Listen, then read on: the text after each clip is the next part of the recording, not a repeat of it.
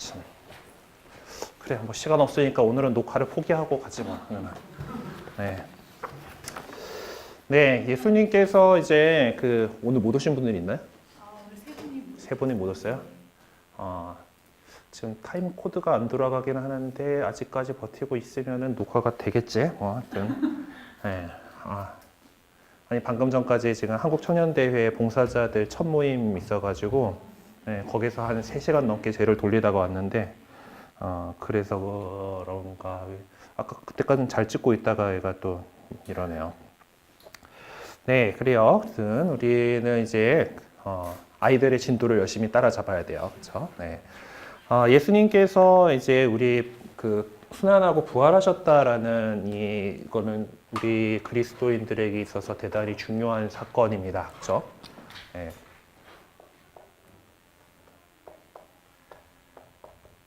부활이라고 하는 이 사건이 있지 않고서는 우리의 신앙하고 있는 것들은 아무 소용이 없죠. 예수님께서 부활하시지 않았다라면은 우리가 이렇게 교리 공부를 할 필요도 없고 성당을 다닐 필요도 없습니다. 왜냐하면은 우리 예수님께서 부활하심으로 인해서 우리에게 이제 영원한 생명을 완전하게 우리에게 주셨다라는 그 믿음 때문에 우리가 교회 공동체를 이루고 있고 또 모든 이 신앙활동 하느님을 믿고 이렇게 살아가는 게 있어요. 예수님께서 부활하심으로써 그것을 실증해 주셨기 때문이에요. 우리가 죽음 다음에 아무것도 없다. 네. 죽음 다음에 아무것도 없다라고 한다라면은 죽으면 그냥 끝이야 라고 한다라면 우리가 여기서 하느님 뜻을 찾고 더 착하게 살아가고 이런 것들이 별 소용이 없는 거예요. 하지만 우리는 부활을 믿고 있기 때문에 예수님께서 그 부활로서 우리에게 그것을 보여주셨기 때문에 우리는 신앙생활을 합니다. 그런 의미에서 이제 이번 달 마지막 주에 이제 성주간을 지내게 되고 이제 3월 31일부터 4월 1일로 넘어가는 이 시기에 우리는 부활을 맞이하게 돼요. 그래서 그리고 그렇기 때문에 우리 신앙의 가장 중심인 날이기 때문에 우리 교회는 주님 부활 대축일과 그 전에 있는 파스카 성삼일을 갖다가 가장 중요한 날로 여깁니다. 파스카라고 하는 개념이 지금 나왔죠? 파스카 성삼일이라고 제가 예수님의 순환 예수님께서 최후의 만찬을 제정하시고 예수님께서 십자가 지고 돌아가시고 묻히셨다가 부활하시면 이렇게 이어지는 이 시간들을 갖다가 파스카 성삼이라고 해요. 성은 거룩한 성자에 석삼자고 날짜가 3개죠. 목요일, 금요일, 네, 토요일까지인데 토요일은 딱히 별일이 없고 일단 토요일날 밤에 이제 그 다음인 주일날이 이제 부활을 맞이하게 됩니다. 이 파스카라고 하는 것인데 파스카는 이거는 넘어가다라는 뜻이죠. 어디에서 넘어갔나 하면은 이거 어디서 나오던 얘기예요? 이집트 탈출할 때 얘기 나오죠. 이집트 탈출할 때 하나님께서 이제 파라오의 마음이 완고해졌는데 이 완고한 파라오를 해서 이제 이스라엘 백성을 끄집어내기 위해서 10가지 재앙을 내리시게 돼요. 마지막 재앙이 태를 열고 첫 번째로 열고 나온 모든 걸 죽이는 거예요. 그러니까 사람이든 짐승이든 마지를 다 죽음의 천사가 다니면서 이렇게 다 죽였어요. 자, 그런데 그 이집트 땅에 있는 그런 모든 마지들을 치셨는데 정작 구해야 될 이스라엘 백성들의 마지까지 다 죽여버리면은 에러잖아요. 곤란하죠. 그렇기 때문에 그때 지시사항이 있었어요. 1년 된 그 어린 양을 잡아가지고 문에 보면 이렇게 우리 방문이 이렇게 있으면 여기 이렇게 문 설주가 있고 상인방이 있죠. 이렇게 저 프레임이 이렇게 있잖아요. 여기다가 어린 양의 피를 발라놓아라라고 이렇게 하셨어요. 그래서 피를 발라놓은 거예요. 피를 발라놓으면서 이 파스카 어린 양의 피로 인해서 아, 여기는 이스라엘 백성들의 집이구나 하고 죽음의 천사가 와가지고 넘어갔어요. 지나갔어요. 예, 그래서 첫 번째 파스카고 이것이 그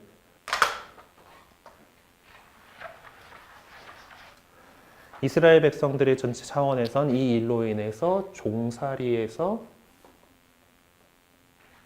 자유로 또 넘어가는 사건이었죠.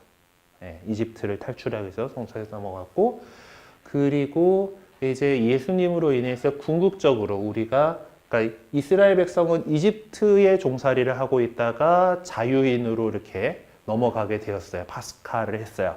하지만은 예수님의 이 십자가상에서 이 새로운 파스카로 인해서 우리는 죄악의 종살이에서 자유로, 죄의 결과는 죽음이었는데 죄에서 이제 해방됐다라는 것은 생명으로 넘어간다는 거죠. 이렇게 이 넘어가는 것을 파스카라고 해요. 그러니까 예수님의 부활은 이 새로운 파스카로서 우리에게 이해가 되는데, 그러면은 이 파스카를 이루기 위해서 옛날 파스카에서 어린 양이 피를 흘렸어요. 네. 이 부분에 대해서는 제가 5분 교리 지난 시간하고 통해 가지고 말씀드리고 있는데 기억나시죠? 네.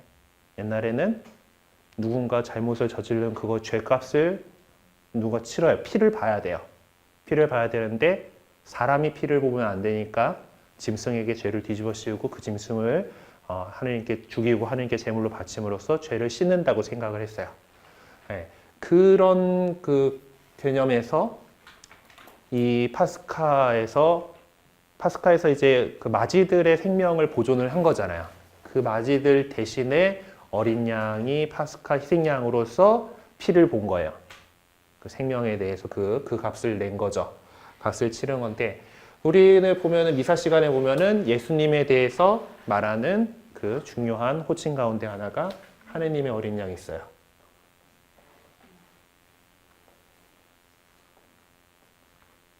네, 어린 양은 파스카 때 바치는 대표적인 희생 제물입니다.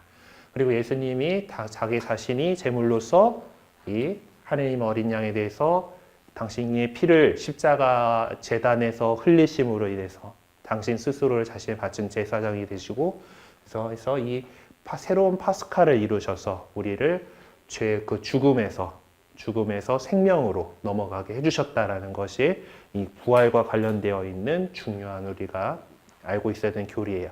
근데 이 파스카 어린 양이 피를 흘려야 됐단 말이에요. 이 파스카가 이루어지기 위해서. 그래서 예수님 역시 그 순환이라고 하는 당신이 이제 어려움과 이 피를 흘리셔야 되는 이 사건을 겪으셔야만 했던 거예요. 네. 그래서 그냥 영광만 하늘나라의 영광만 이렇게 있는 게 아니죠. 그렇게 있을 수가 없고 당연히 그 전에 십자가의 고통과 수단이 있어야 한다라는 것이 예수님께서 돌아가시고 부활하셨어요라는 이 부분에서 우리가 늘 기억해야 되는 부분이에요. 예수님께서 사실 이 순환에 대해서 여러 차례 이제 복음 이제 쓰시다 보면서 같이 읽어가다 보시면 아시겠지만은 여러 차례 제자들한테 내가 이렇게 순환을 겪어야 된다라고 말씀하시고, 그리고 간혹 가다가 이제 하나님 나라의 영광을 미리 보여주신 사건 있죠. 거룩하게 변모하신 사건 있잖아요. 그렇게 이제 변모하시면서 하나님 나라를 미리 보여주시고 그렇게 했었는데, 이제 그때 제자들이 그 반응이 있잖아요. 베드로 사도 주님 여기서 살면 좋겠습니다. 근데 거기서 그렇게 계속 있었던 것이 아니라 다시 내려와서 이 삶의 그 순환의 길로 그 예루살렘으로 가는 그 길을 계속해서 걸어가셨던 것을 우리는 기억할 수 있습니다. 그래서 이제 그 순환의 그 사건들을 이제 우리는 이 파스카 성삼일의 전례를 통해서 이렇게 보게 돼요. 예수님께서 이제 제사를 지내시는데 예수님께서 당신 피를 딱 한 번 흘리심으로 해서 모든 죄악의 그 죄를 씻어 주실 만큼 큰 희생 제물로 당신을 바치셨어요. 우리는 그 한 번의 유일한 제사를 통해서 구원받았고, 이제 더 이상 피를 흘려가면서 누군가의 죄를 용서해 준다는 개념이 없어요. 예수님께서 죄값 다 치르셨어요. 그 사건들을, 그리고 대신에 그것을 기념하기 위해서 이제 당신의 몸과 피로 이제 빵과 포도주의 형상으로 이제 우리에게 당신의 몸과 피를 주죠. 그것을 기념하는 시간이 이 성삼일 가운데에서 첫째 날인 성목요일 요일에 주님 만찬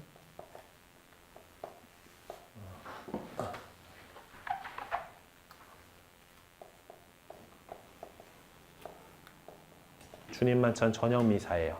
이때 이제 예수님께서 우리가 피 대신 당신 자신을 바치실 수 있도록 이렇게 그 성체 성사를 제정하신 것을 기념을 합니다. 그래서 이렇게 하고 나서 만찬 저녁 미사가 끝나고 나면은 이제 예수님께서 만찬하고 나서 겟세마니에 가가지고 기도하시잖아요.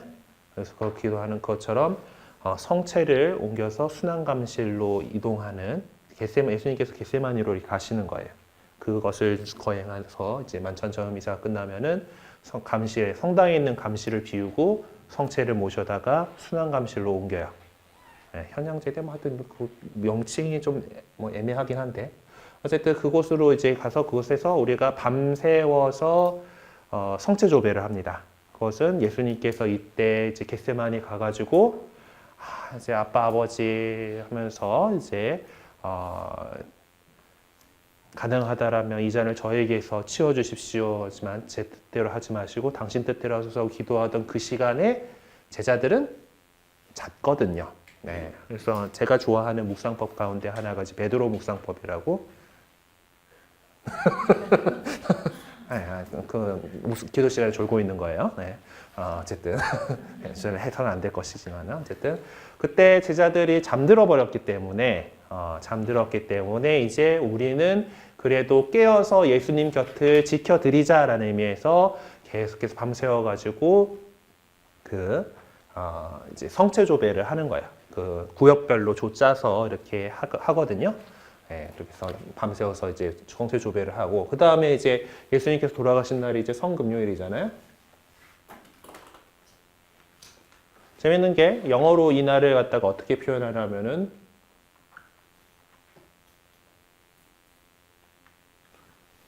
굿 프라이데이예요. 좋은 금요일입니다. 왜냐면은 우리의 구원이 이루어진 좋은 날이기 때문이에요. 예수님께서 순환하셔서 가장 어떤 좀 침울해질 수도 있는 날이지만은 이 날은 우리의 구원이 이루어진 날이 있어 좋은 금요일이야. 이 날은 유일하게 예수님께서 돌아가셨기 때문에 성사가 없어요.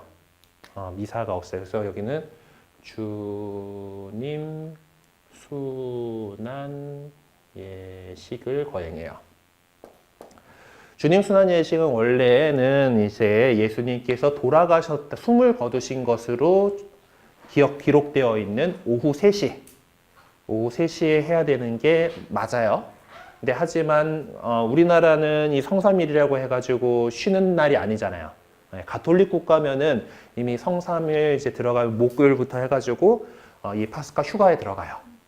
그러니까 이제 오후 3시에 성당에서 이제 주님 순환 예식을 한다 하더라도 모여가지고 할 수가 있는데 우리나라는 그게 안 되기 때문에 사목적인 이유로 저녁 때 하는 거예요.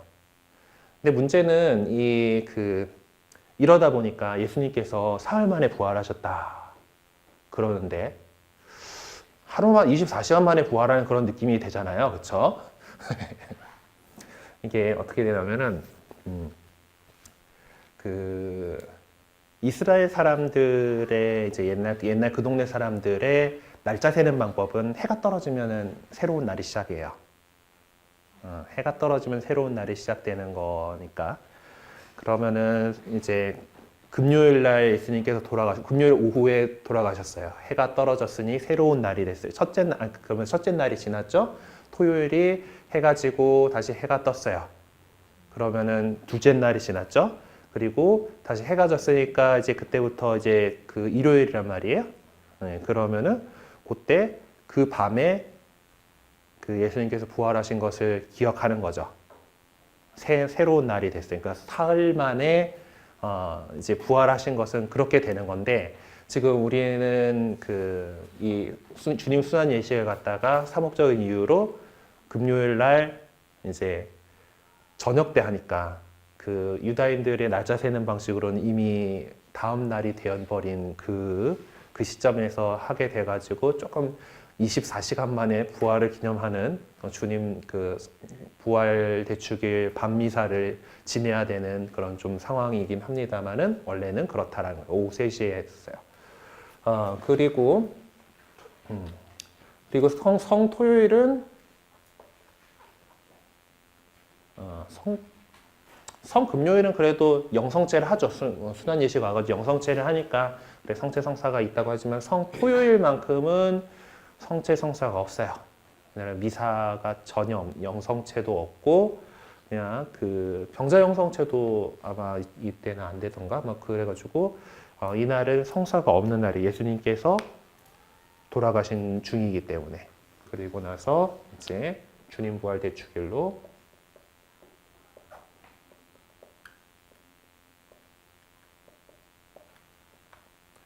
가게 돼요. 주님 예전에는 이제 그 세례 성사를 좀 상당히 오랜 기간 준비를 하다가 이 사순 시기 동안에 예비자들이 어떤 수련식을 거치고 나서 그리고 이제 그리고 나서 이 주님 부활 대축일 밤미사 동안에 교리 총정리를 하고서 세례를 받았어요. 그러니까 부활절 아침에 원래 이제 자정에 시작해가지고 밤새워서 이제 하느님의 말씀을 듣고 새벽 거스름에 이제 끝나는 그 밤미사였으니까 그래서 그렇게 해가지고 부활대축일 밤미사 와 보시면 알겠지만 앞에 독서 되게 많죠. 우리 평소에는 독서 2개 읽고 복음 하나 읽으면 되는데 날은 FM대로 다 하게 되면 1, 2, 3, 4, 5, 6, 7 독서를 하고 대형방송을 하고 서간을 읽고 복음을 읽어요. 그러니까 하느님께서 하느님께서 세상을 창조하시고 그 이스라엘 백성들을 통해서 이렇게 인간을 이끌어 오신 이 구세사 전체를 싹 총정리를 하고 그리고 세례를 주는 거예요. 우리 또 그리고 그러면서 이미 세례받은 우리들은 다시금 자신의 세례를 갱신하는 식을 합니다. 그래서 부활 대축일 날 이제 우리는 이제 세례식을 직접 바로 거행하지는 않는데 우리 신자들이 세례를 다시 새롭게 하는 세례를 갱신하는 예식이 부활 대축일 밤미사 안에 있어요. 그래서 그 여러분들이 이번 성주간 동안에 자녀분들하고 가급적이면 이 전례들을 참례하신다라면은 우리 부활, 그러니까 순환과 부활이라고 하는 이 주제에 대해서 더없이 잘 체험하고 기억할 수 있도록 우리 교회가 성주간 전례를 통해서 이렇게 마련을 해놨습니다. 네, 그래요. 그렇게 해서 일단 그 죽음과 부활 한번 이렇게 보고요. 책은 좀 그냥 읽어보세요. 중요한 부분들만 좀 찍고 넘어갈게요. 자, 그리고 나서 예수님께서 부활하시고 난 다음에 이 세상에서 제자들과 함께 좀 시간을 보내십니다. 보내시고 나서 이제 그 부활하신 다음에 제자들한테 나타나시고 이제 이러면서 지내다가 부활하시고 나서 이제 계속 같이 안 사셨죠. 40일 지나서 이제 승천하시게 돼요. 예수님께서 승천을 하시게 되는데 승천을 하시면서 또 이미 그 전부터 약속을 하셨지만은 누굴 보내주신다고 약속했을까요? 예, 이제 성령을 약속하셨어요. 성령께서 오실 것을 약속하셨고 그분은 보호자시고 이제 지혜를 주시는 영으로서 이제 우리들 교회에 함께 하겠다라고 했어요. 그래서 부활하신 다음에 한 40일 지나가지고 승천을 했는데 그리고 나서 한 열흘 뒤에 이제 그 이스라엘 그 명절들 가운데 이 과월절 파스카로부터 50일 된 날 오순이죠. 그래서 오순절이라고 하는 축제일이 있어요. 이 날에 성령께서 오셔요. 그래서 이제 성령께서 내려오셨죠. 내려오셔서 성령 강림 대축일을 이때쯤 지내게 돼요. 우리가 주님 승천 지내고 그다음에 성령 강림 대축일을 지내는데 이 사건을 통해서 이제 제자들은 그 전까지 예수님 부활해서 기쁜 건 알겠어. 하지만은 예수님께서 주셨던 그 복음, 하나님 나라 가까웠으면 회개하고 복음을 믿어라라고 하는 그 선포를 아직 할 용기가 없었어요. 그래서 그냥 예루살렘의 골방에 모여가지고 이렇게 기도하고 뭐 이제 이러고 있던 상황인데 이제 성령께서 그들 머리 위에 내려오시면서 그걸로 인해서 이제 담대하게 세상에다가 복음을 선포하기 시작했습니다. 그 첫 번째 장면은 이제 사도행전에 이렇게 나와 있어요. 그래서 이렇게 우리가 교회가 성령까지 이제 우리 그 창조주 하느님부터 시작해가지고 창조주 아버지이시는 그리고 예수님께서 우리에게 오셔가지고 그 하느님이 아버지이신 하느님, 아버지 하느님에 대해서 아버지 하느님에 대해서 말씀을 가르쳐 주셨고 그리고 당신이 아들이고 이고 그리고 우리는 그 아드님도 하느님이시다고 주님이시다라고 우리는 믿고 있죠. 같은 하느님이시다라는 것. 그리고 성령 강림을 통해서 이제 하느님의 영이 이제 우리에게 오셨다라는 것을 그래서 하느님의 어떤 이 삼위로 세 가지 위격을 갖다가 경험하게 된 거예요. 그동안에 아버지 하느님, 아들이신 외아들인 예수 그리스도 그리고 성령까지 경험을 하시고 나서 이 세 위가 삼위가 따로따로 그냥 세 신이 아니라 한 분이신 하느님이시다. 본체로서 하나이시다라고 하는 것이 삼위일체라고 하는 교리입니다. 그래서 우리는 늘 그 기도 시작하고 끝에 이것을 기억하게 하는 거죠. 성부와 성자와 성령의 이름으로 아멘이라고 하는 우리가 하는 이 기도, 우리가 하는 이 일들을 삼위일체 하느님의 이름으로 합니다라는 뜻이에요. 그리고 예수님께서도 이제 순천하시면서 세례를 줄 때 너희는 가서 아버지와 아들과 성령의 이름으로 세례를 주라고 삼위일체 하느님의 이름으로 세례를 받았어요. 우리 그렇게 세례를 받았어요. 그래서 3번 물에다가 푹 담그든지 3번 물로 씻든지 뭐 우리나라는 다 씻는 예식으로 이렇게 하고 있긴 한데 이제 시설이 되어 있는 해외 성당들 같은 경우는 물에 푹 담그는 걸로 이렇게 세례를 하기도 합니다. 어쨌든 삼위일체 하나님의 이름으로 3번 이렇게 물을 씻거나 물에 담그거나 하는 그런 식으로 세례를 받았어요. 이 삼위일체라고 하는 이 신비가 정말 그 신비인데 여기 58쪽 보시면 이야기를 열기라고 해서 이제 그 아우구스티노 성인의 유명한 일화가 이렇게 적혀 있어요.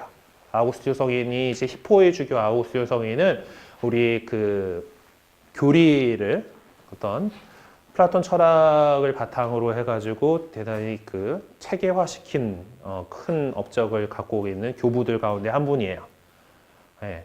그래서 그 대단히 똑똑한 분이죠. 아주. 그리고 근데 이분이 이 삼위일체의 신비가 잘 이해되지 않아서 이제 여기서 똘똘히 생각하면서 그 히포라고 하는 동네가 아프리카 그 꼭대기에 지중해 연안 그 지중해 남쪽의 그 아프리카에 있는 그쪽 해안가 도시예요. 그래서 그 지중해 바닷가를 사게 걸으면서 이제 삼위일체가 무엇인가 이렇게 이제 고민을 하고 있었죠. 근데 가다 보니까 여기 한 어린아이가 이제 모래사정에 구덩이를 파고서 그 조가비가 나오나?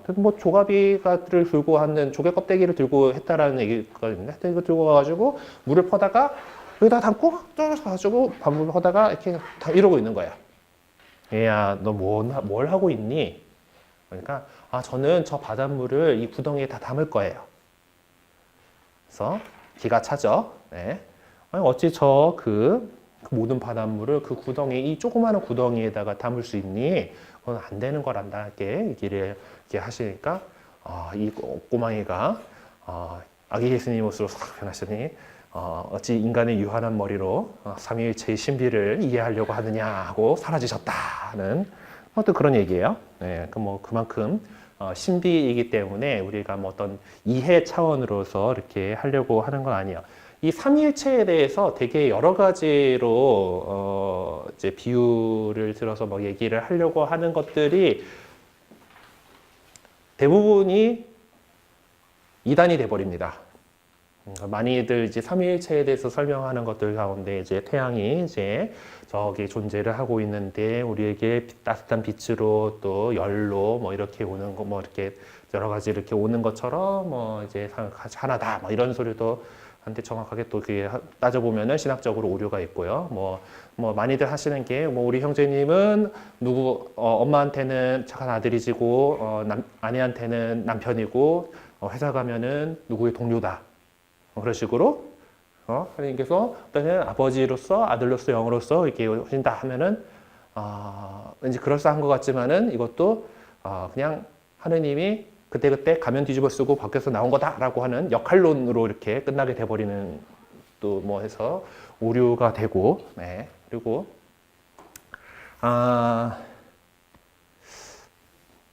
요즘 좀 있으면은 지났나? 빠뜨리쇼 축일이 4월 달에 나던 그 아일랜드의 성인이라고 하는 성 패트릭 빠뜨리쇼 이제 성인이 이제 그 아일랜드에 있던 켈트족 그 위개인들을 개종시킬 때 이제 삼위일체 신비를 설명하면서 이 토끼풀을 클로바를 갖다 다 이렇게 들이면서 이제 가겠다라는 그게 있어가지고 이제 이 파트리치오 성인의 어떤 상징이 그 클로버예요. 그래가지고 아일랜드 사람들 녹색 되게 좋아하고 클로버 막 이런 거 좋아하는 거가 이제 뭐 그런 건데 어쨌든 뭐 그렇게 표현하기도 되게 뭐 애매해요. 어쨌든 여러 가지 뭐 그렇지만은 어쨌든 우리는 우리 교회가 우리 하느님 백성이 경험했던 것이 아버지로 그리고 예수님께서 우리에게 가르쳐 주신 것이 아버지 하느님과 아들 당신과 그리고 그 뒤에 보내주실 보호자신 성령에 대해서 이렇게 말씀을 하셨다라는 거예요. 그래서 우리는 전례 안에서도 이제 삼위일체 하느님의 말씀 이름으로 이렇게 하게 되고 이제 신약 성경 안에서도 이제 여러 곳에서 이게 드러나죠. 아까 잠깐 언급됐었습니다만은 예수님께 승천하시면서 삼위일체 이름으로 세례를 주라고 말씀하셨고 그리고 예수님의 말씀을 통해서 요한복음서에서 성부와 성자의 관계, 성자와 성령의 관계, 성부와 성령의 관계가 이렇게 나오고 있습니다. 그리고 뭐 이제 루카복음서에서도 뭐 이제 아버지 하늘과 땅의 주님 이렇게 해서 성령 안에서 즐거워하시면서 말씀하시면서 이렇게 아버지께 이렇게 말씀드리는 그런 모습들 그리고 바오로서 안에서도 이제 예수님을 죽은 이들 가운데서 일으키신 분의 영께서 이신 분은 아버지 성부 하느님이죠. 영이면은 성령님이시고 예수님은 성자예요.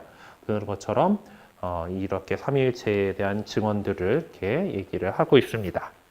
이 삼위일체는 이제 기본적으로 우리가 하느님을 가리켜서 우리 보통 뭐라고 해요? 하느님은 사랑이십니다라고 얘기를 하죠. 그러니까 성부, 성자, 성령께서는 본질적으로 서로를 사랑하시고 그래서 사랑 그 자체이신 분이 하느님이 사랑 그 자체이신 분이다라는 거예요. 그래서 이런 식으로 얘기를 해요. 영어로부터 성부께서 계시고 성부께서 성자를 만들지 않으시고 창조하지 않으시고 그러니까 그리고 낳으셨다. 예. 성부로부터 이제 그러니까 성자는 성부로부터 낳으셨어요. 그리고 성령은 성부와 성자로부터 발하셨다. 뭔 소린가 잘 모르겠지만 하여튼 발하셨다. 이제 이게 낳았다라는 것은 만든 게 아니다라는 거예요. 성부의 첫 피조물이 성자가 되는 것이 아니라 영원으로부터 이제 성부에게서 나신 분. 예. 뭐 라틴 말로는 factum이 이제 만들다는 것이고 이제 natum, non factum 이렇게 뭐 이렇게 표현을 하는데 그 마음을 듣고 그리고 성령께서는 성부와 성자로부터 발한다 라고 표현을 해요. 그 니케아 콘스탄티노플 신경에 이런 표현들이 나오는데 근데 그 부분에서 이제 동방교회와 서방교회의 이 그 중요한 교리적 논쟁이 되었던 필리오케 논쟁, 성부와 성자로부터 발한다. 그러니까 원래 니케아 공의에서 잘 얘기했던 거는 그냥 성부에게서 나온다. 그래서 성부에게서 발한다였어요. 성부에서 발하는데 우리 서방교회는 그 성자도 역시 한 분이신 하느님이다라는 그 믿음으로 자연스럽게 이 성자도 그 같이 껴서 이야기를 하고 있었던 거고, 그래서 성부와 성자로부터 발하신다라고 표현을 한 거예요. 그러니까 왜냐면 같은 하느님이시니까 뭐 하면서 이제 그런데 이제 동방교회 쪽에서는 야 아니지 그냥 성부에서 발하시는 거지 이거 해가지고 그 사실상 별 그렇게 중요하지 않은 건데도 그거 갖고 신학적 논쟁이 많이 벌어졌었습니다. 그리고 뭐 사실 동서교회가 분열되게 된 데는 그런 거보다 좀 정치적인 이유들이 더 크긴 했어요. 어쨌든 뭐 그 빌미가 되었던 그 중요한 그 사건들 하나가 이제 성부와 성자로부터 발하심이라는 건데 어쨌든 성부에게서 발하시는 거죠. 어쨌든 전체적으로 보면은. 그리고 이 사이에 서로 이제 그 사랑으로 일체를 이루신다라고 이렇게 얘기를 해요. 그래서 우리 가정 공동체 역시 삼위일체 하느님의 표상이라고 할 수 있는 거죠. 우리 이제 자매님들과 또 형제님이 같이 그리고 이루는 그 사랑 안에서 이제 우리 자녀라고 하는 이제 그런 그래서 가정에서 이루어지는 출산과 자녀 교육은 성부께서 하시는 창조 사업을 반영하고 또 가정은 그리스도의 기도와 희생에 동참할 것을 요청받고 있음을 알려준다고. 그리고 그리스도인 가정은 복음의 전파자고 선교사로서 가정 안에서 사랑을 강화시키기 위해서 우리가 하나님의 말씀을 읽고 기도에 충실해야 한다라는 것을 삼위일체인 하느님을 이렇게 살아갈 수 있도록 이렇게 노력을 해야 하겠습니다. 그래서 이제 그 어린이들하고 그 삼위일체이신 하느님 알려주는 성경 말씀을 보니까 다 적어온 친구들도 있던데 같이 이렇게 해보셨었나요? 이렇게? 그 성경 말씀 무슨 과일 모양에다가 이렇게 적는 거 있었는데, 아무튼 그렇게 했었을 거예요. 자, 더 깊이 배워에 보면은, 그쵸? 네. 아까 제가 슬쩍 얘기했던 그 삼위일체를 온전히 비유할 수 있는 예는 없습니다. 그래서 이제 오류와 한계를 알고서 이렇게 해야 된다라는 것을 이렇게 나와 있습니다. 자, 그리고 너무나 빠른 속도로 휘리릭 나가고 있어가지고 많이 힘드시겠지만은 이제 삼위일체 하나님에 대해서 공부를 했잖아요, 그렇죠? 우리가 그러면은 전능하신 천주, 성부, 천지의 창조주를 믿나이다 해서 창조주 얘기 나왔으니까 같이 합시다. 그래서 이 성부,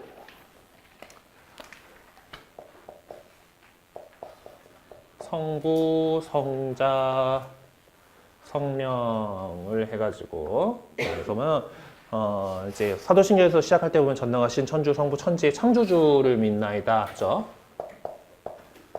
그래 성부께서 세상을 만드셨어요 라고 이제 그 창조 사업에 대한 것을 아버지 하나님께 많이 돌리긴 하지만은 창세기 1장에도 보면은 하나님께서 창조하실 때 거기에 하느님 아버지만 성부 하느님만 있는 것이 아니라 성령께서 그 무리를 이렇게 다니시고 있는 그런 모습들 여러 가지, 결국 이 창조라고 하는 사업도 삼위일체이신 하느님께서 함께한 공동 작업이에요. 근데 보통 우리는 좀 이제 구분을 짓기 위해서 이제 성부께 이 창조주라는 그런 명칭을 드리기도 합니다. 근데 보통은 그러니까 기본적으로 알아야 될 거는 이렇게 말하기는 하지만은 창조 사업을 성부께서만 하셨다라는 건 결코 아니에요. 이단들 가운데 그런 애들이 있죠. 성부 하느님이 세상을 만들면서 첫 번째 피조물로서 성자를 이렇게 만들고 뭐지 그렇게 표현을 하는 그런 데들도 있는데 그건 이단이에요. 아무튼 창조주라 부르고, 그럼 성자 하느님에 대해서 보통 이런 식으로 표현하면 우리 뭐라고 할까요? 예수님은 우리 무슨 주 할 때 하면 할거 뭐 나올 것 같은 게 뭐였을까? 구세주잖아요. 세상을 구원하셨잖아요. 구세주라고 부르고. 성령께서는 이제 거룩하게 하신다 해가지고 성화주 뭐 이렇게 하는데, 세상을 구원하신 것도 사실 삼위일체 하나님께서 함께 하신 일이죠. 당연히 한 분이신 하나님이니까. 그리고 우리 세상을 거룩하게 하시기 하는 것은 역시 성부, 성자, 성령 삼위일체 하나님께서 당연히 같은 하나님, 한 하나님으로서 이렇게 하시는 일이에요. 자, 이렇게 성부, 성자, 성령에 대해서 이제 고백을 하고 난 다음에 사도신경에서 그 다음에 고백하는 것은 뭘까요? 성령을 믿으며 그 다음에 거룩하고 보편된 교회를 믿는다고 해요. 우리 신난다 이 교재에서 이제 조금 신학적으로는 순서가 바뀌어 있어요. 10과가 교회가 이런 곳이고 9과가 이제 서모님이 되는데, 이제 우리 어른들이니까 그것은 원래 순서는 교회에 대해서 한 다음에 교회의 가장 훌륭한 지체이신 성모님에 대해서 이야기를 해야 돼요. 그러니까 성령께서 오심으로 인해서 이제 제자들의 공동체가 담대하게 복음을 선포하게 되면서 교회가 시작되었다라고 얘기를 해요. 네, 교회가 시작되었고, 이 교회 공동체를 통해서 오늘날까지 우리에게 하느님에 대해서 이제 전해지고 있고, 이제 우리가 이 신앙을 이렇게 살아갈 수 있게 되는 거죠. 우리 뭐 그냥 교회 공동체가 없는데 하느님이나 예수님에 대해서 알 수 있었겠어요? 뭐 옛날에 그런 사람이 있었겠지라고 이렇게 알려졌을 수는 있겠지만은 지금처럼 신앙을 제대로 살아갈 수는 없었을 거예요. 우리가 이 공동체로 하느님께서 불러주셨고 그렇게 해서 이 신앙을 살아가기 때문에. 그런데 이 교회 안에는 여러 이제 지체들이 있죠. 여러분들 나름대로 하나하나 이 교회를 이루고 있는 훌륭한 지체로서 이렇게 살아가고 있어요. 근데 그런 그 지체들 가운데에서 정말 그 신앙의 모범이 되실 만한 훌륭하게 사셨던 분들이 있죠. 있을 거 아니에요? 그렇죠? 또 그런 사람들을 우리는 성인이라고 불러요. 성인이라고 불러요. 그러니까 성인은 이제 그 성인 전 단계가 이제 복자라고 하는 게 있죠. 이게 이제 거룩할 상투스를 쓰고 이쪽은 복되다 베아투스라고 쓰는데, 아무튼 이 성인품 복자품에 오르는 것들은 이제 이렇게 선포되는 사람들은 하나님 보시기에 정말 좋게 잘 살았고 모범이 되는 분들이기 때문에 당연히 하나님 나라에 계실 거예요라고 하는 교회의 고백이에요. 이분들은 당연히 하나님 나라에 계실 겁니다. 그래서 공경하고, 그리고 우리가 또 이분들의 뒤를 따르기 위해서 열심히 살아가고자 하는 거고, 복자품에 오르신 분들은 지역교회에서, 그러니까 지난번에 14년에 교황님 오셔가지고 우리나라의 순교 복자들 124위? 120, 윤지충과 123위, 그래서 그 복자품에 올리셨잖아요. 그 복자들은 우리나라의 복자들이 우리나라 교회에서만 공식적으로 공경을 해요. 물론 다른 나라에서도 저분 훌륭하죠 하면서 공경하는 사람들이 있긴 하지만은 그 나라에서 전례력에 이분들을 공경하지는 않아요. 전례에서. 이제 성인 품에 오르게 되면 이제 전 세계 교회가 이제 이분들을 공경을 하게 되는 거예요. 103위 순교 성인 같은 경우는 성 김대환 안드레아, 성 정하상 바오로와 동료 순교자들 103위 같은 경우는 그 날이 되면은 이제 전 세계의 모든 곳에서 우리나라에서는 우리나라 성인이니까 대축일로 지내지만은 적어도 다른 나라에서 기념일로 지내요. 아무튼 그런 식으로 성인들을 공경을 합니다. 여기 사용되는 그 용어가 공경이죠. 그래서 이 성인들께는 우리가 공경의 예를 드린다 해가지고 공경지례라고 얘기해요. 공경의 예, 뭐 이렇게 표현한다 그래요. 근데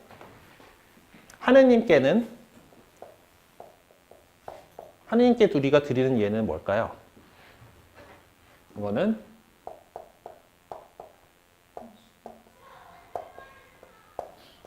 흠숭의 예를 드린다고 해요. 그래서 그런데 서모님께는 성인들 중에 가장 으뜸이시기 때문에 으뜸이시고 가장 우리 하느님과 예수 그리스도를 가장 오랜 기간, 어느 인간보다도 가장 오랜 기간 같이 옆에서 함께 동반하셨죠. 태아 때부터 네, 십자가 죽음에 이르기까지.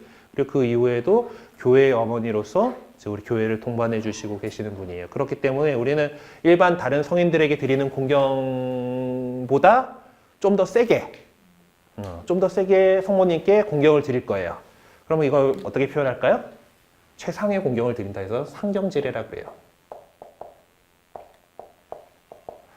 자, 개신교에 다니는 친구들이 혹시 니네 천주교는 마리아교라며 라고 하는 오해를 갖고 있는 경우들이 많이 있죠. 네, 이제 우리가 좀 일조한 바도 있어요. 가톨릭 신자들, 열심히 한다는 믿는다는 신자들이 집에 가면은 이따시만한 성모상이 가운데 딱 이렇게 있어요. 그리고 성당을 지나가다가 마당에 보면은 밖에서 제일 잘 보이는 거는 성모상이 다 이러고 있어요. 그렇죠? 사실 이 사람들도 본당 안에 들어와 보면은 당연히 우리 성당 안의 중심에는 십자가가 있다라는 거, 그리스도의 십자가 있고 그리스도를 상징하는 제대가 있다라는 것을 알 텐데 밖에서 지나가다 보면은 이제 천주교 신자들이 가다가 저 성모상 저 옆에서 다 이렇게 인사하고 하고 그래서 이게 저 마리아교다 막 이렇게 얘기를 하는데 성모님께 드리는 예는 성인들께 드리는 예들 가운데서 예의 가운데서 조금 더 이렇게 좀 더 쳐줘가지고 이렇게 해서 그렇게 드리는 거고 우리가 정말 사랑하는 성인이죠. 예. 근데 하느님께 드리는 거하고 달라요. 대표적으로 알 수 있는 것은 기도문의 끝이에요. 예. 주님의 기도하다 보면은 다 그렇게 우리 해주세요 하고 직접적으로 얘기를 하죠. 예. 악에서 구해달라고, 악에서 구하소서라고 끝나요. 하지만 성모성의 끝은 뭔가요? 저희를 위해서 빌어주소서예요. 우리하고 같이 하느님께 기도해달라고, 같이 우리 곁에 계셔서 하느님께 기도해달라고 그렇게 부탁을 드리는 거예요. 그런 부분이 이렇게 다르죠. 그리고 이제 성모님께서는 이제 우리 천주교 신자들이 아무래도 그래서 그러다 보니까 성모님께 기도하는 것을 좋아해요. 묵주기도 이제 열심히 하시는 분들은 틈만 나면 묵주 돌리고 계시죠. 네, 묵주기도 이렇게 하고 계시고 그리고 이제 성모님께 많이 기도를 드리고 또 성인들께도 이렇게 기도를 드려서 이제 좀 그 우회 루트를 이렇게 하려고 왜 우리가 엄한 아버지가 계시다라고 치면은 용돈을 타내기 위해서는 그래도 엄마한테 살 비벼가지고 좀 얘기 좀 잘해줘 봐요. 뭐 이렇게 하는 것처럼 이렇게 우리는 이제 성모님께 많이 이제 전구해달라고 이렇게 얘기를 합니다. 그것은 왜냐하면은 우리가 그분이 바로 예수님의 어머니이시기 때문에. 그래서 성모님께 대해서 여러 가지 지금 내용 펼치기 보시면은 처음 나오는 게 하느님의 어머니라고 하는 표현이 나와요. 하느님의 어머니.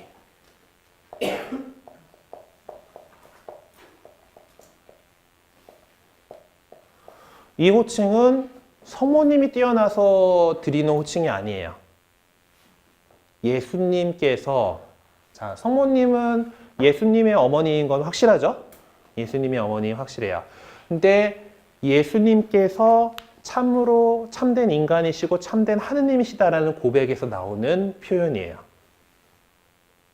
그러니까 예수님의 인성을 있게 해주신, 인간됨을 있게 해주신 분이 방금 성모님인 건 맞아요. 그 어머니 확실하죠, 그거는. 확실한데 예수님의 그 인성과 신성이 분리돼서 생각될 수 없다라는 거. 한 분이신 한 예수님께서 참으로 하느님이시고 참으로 인간이시고 그리고 그 두 본성이 섞여 있는 것도 아니고 떨어지는 것도 아니고 혼동되는 것도 아니고 분리되는 것도 아니고 라고 우리 교회가 고백을 하기 때문에 그러기 때문에 예수님의 어머니이신 그리스도의 어머니이신 성모님은 하느님의 어머니이다. 테오토코스라고 하는 이 표현을 성모님께 드립니다. 요거를 기념하는 날이 1월 1일에 천주의 성모 대축일이에요. 자, 그리고 성모님에 대한 또 이제 이제 여러 가지 교리가 있는데 이제 하느님의 어머니셔야 되니까 예수님을 이제 낳으셔야 되는데 하느님이 계셔야 되는 그 태가 원죄로 물들면 안 되잖아요. 그렇죠?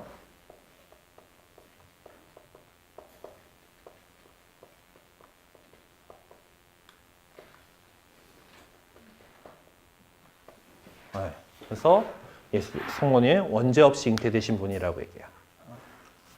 하느님이 어머니가 되셔야 되니까 원죄 없이 잉태되신 분이고 자, 원죄가 없이 하느님의 보호를 받아서 원죄에 물들면서 보호받아서 태어나셨어요. 자, 그럼 원죄의 결과인 죽어서 땅에 묻혀서 육신이 썩는 거를 겪을 이유가 없는 거죠. 창세기에서 이제 아담과 하와가 범죄해가지고 우리에게 원죄가 생겼는데 그 결과가 남자는 열심히 땅 파가지고 일해야 되는 거고 여자는 그 출산의 고통을 겪는 거고 그리고 인간 전체는 흙에서 왔을 흙으로 돌아가서 이제 죽어서 땅에 묻혀서 육신이 썩을 것이다. 썩게 되는.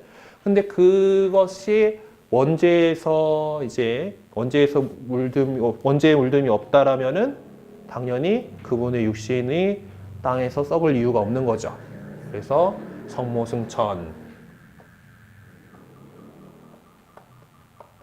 천교리가 나오는 거예요.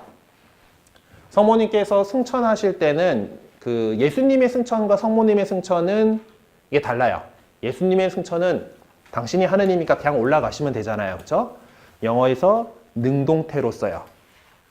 성모님의 경우는 당신이 그냥 하느님으로 알아 확 올라갈 능력이 없는 거예요. 하느님께서 원죄 없이 잉태되셨기 때문에 이제 그 육신까지도 데리고 올라가신 거예요. 그래서 성모님의 승천을 사용한 우리말에서는 이게 표현이 안 되지만은 그 유럽 언어에서는 수동태가 있기 때문에 이걸 수동형으로 써요. 네, 성모님의 승천은 그렇게 해서 굳이 강조하기 위해서 옛날에는 성모 몽소 승천 뭐 이렇게 표현하기도 했었어요. 그리고 하나가 더 뭐 있지? 하느님 어머니 원죄 없이 잉태되심은 성모 승천. 그리고 레지나 천상이 뭔가? 하여튼 4대교리였는데 갑자기 하나가 기억이 안 나지? 하느님의 어머니고 원죄되신 잉태되신 분이고 성모 승천을 하셨고 하느님 어머니가 뭐가 됐나?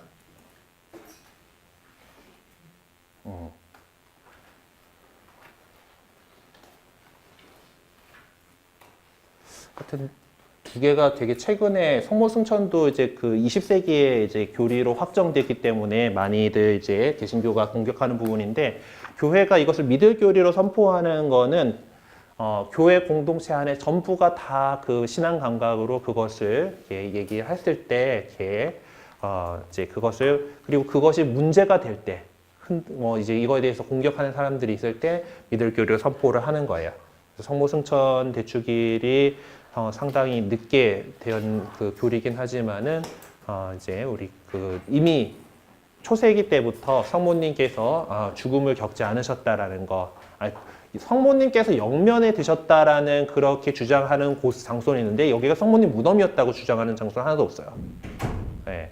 그래서 이 세상에서의 이제 그 숨을 거두시긴 했지만은 땅에 묻히지 않으셨다라는 것을 또 이렇게 얘기를 또 합니다. 네? 평생 동정 맞아. 그러면은 여기에 들어갈 거야, 평생 동정이. 성모님께서는 예수님을 동정 잉태하셨죠. 동정녀에게 성령께서 이렇게 잉태를 하셨어요. 그리고 출산하실 때도 동정이시고 출산 후에도 동정이시다.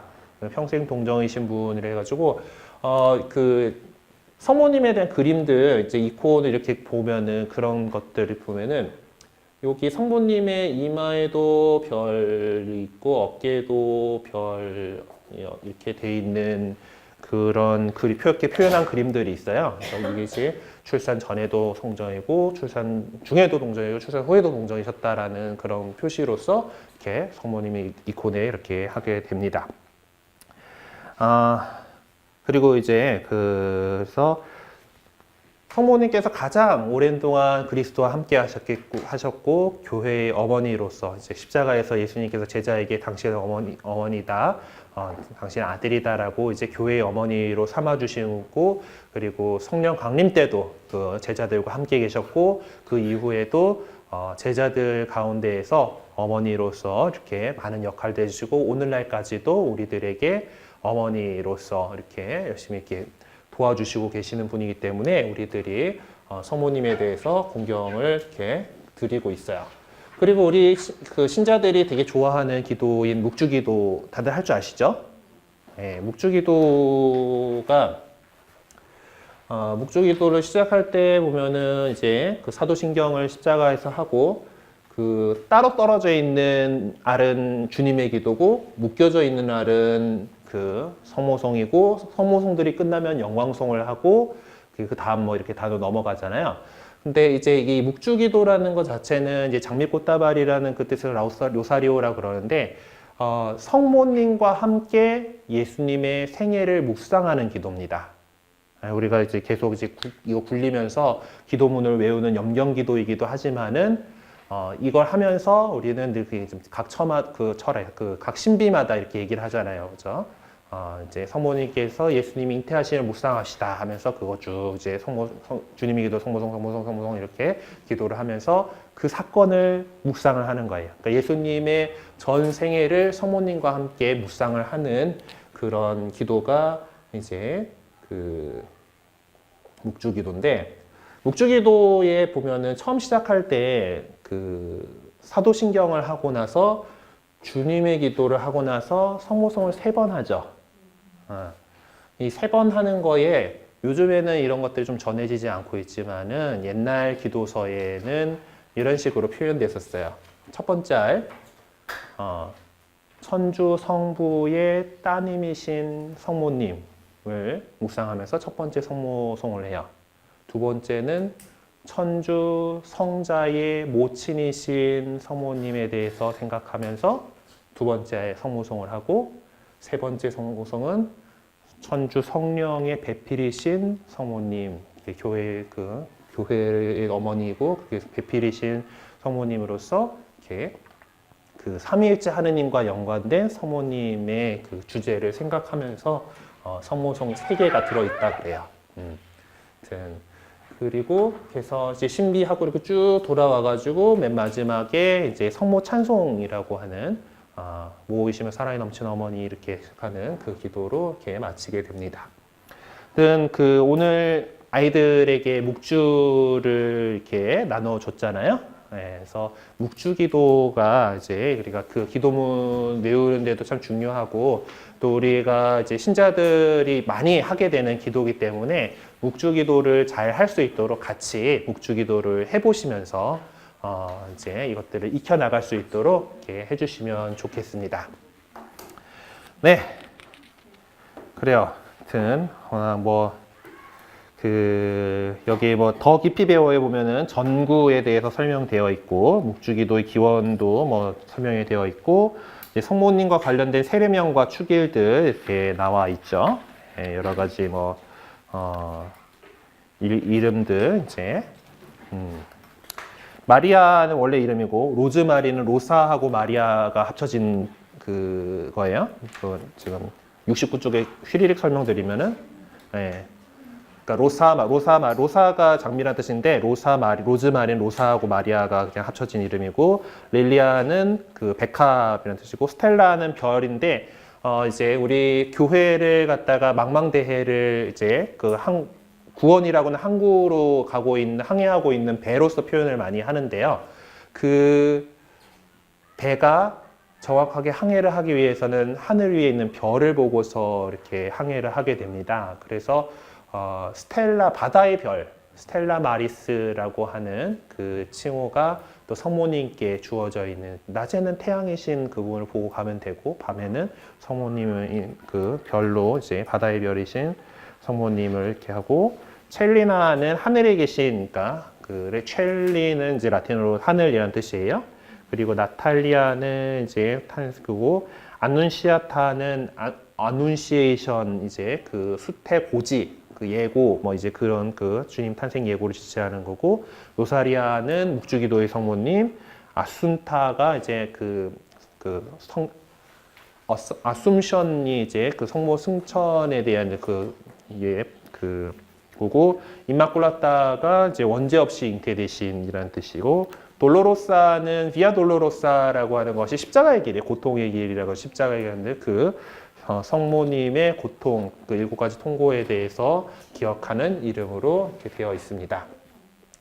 네, 그리고요, 좀 빨리 이제 그 절로 넘어가야 될 시간인데, 원래 3월 달에 면담을 하자고 일정표에 올려놨는데, 제가 이 면담 시간표를 짜는 거를 깜빡하고 있었어요. 대표원님한테 드릴 테니까 제가 쓸 수 있는 시간들 이렇게 비워놨으니까 요 표 좀 만들어 가지고, 그래서 주시면 이번 주하고 돌아오는 주일하고 주중하고 다음 주중하고 이렇게 해서 시간들을 해놨으니까, 도저히 평일에는 안 되신다라고 하는 분들은 나중에 좀 이렇게 따로 좀 대표원이 통해서 알려주시면은 뭐 다른 시간을 또 잡아보도록 하겠습니다. 이제 질문까지 받고 있을 시간이 없을 것 같죠? 네. 그래요. 또 혹시 뭐 궁금한 거 있으면 개인적으로 뭐 이렇게 따로 물어보시고요. 하여튼 세과를 한꺼번에 나가느라고 너무 고생 많으셨습니다. 마친 기도로 영광송 바치겠습니다. 성부와 성자와 성령의 이름으로 아멘. 영광이 성부와 성자와 성령께 처음과 같이 장상연히 아멘. 성부와 성자와 성령의 이름으로 아멘. 네, 수고 많으셨습니다.